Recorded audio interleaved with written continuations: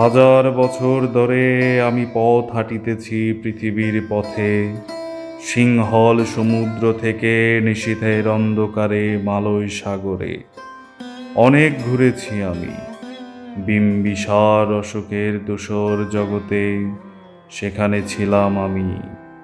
আরো দূর অন্ধকারে বিদর্ভ নগরে আমি ক্লান্ত প্রাণ এক, চারিদিকে জীবনের সমুদ্র সফেন।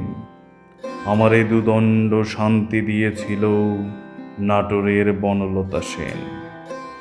চুলতার কবেকার অন্ধকার বিদিশার নিশা, মুক্তার শ্রাবশ্রীর কারুকার্য। অতি দূর সমুদ্রের পর হাল ভেঙে যে নাবিক হারায়েছে দিশা, সবুজ ঘাসের দেশ যখন সে চোখে দেখে দারুচিনি দ্বীপের ভেতর, তেমনি দেখেছি তারে অন্ধকারে।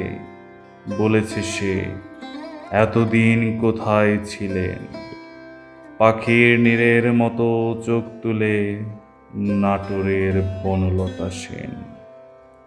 সমস্ত দিনের শেষে শিশিরের শব্দের মতন সন্ধ্যা আসে।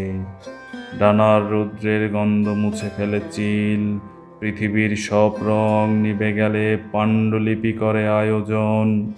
তখন গল্পের তরে জোনাকির রঙে ঝিলমিল সব পাখি ঘরে আসে।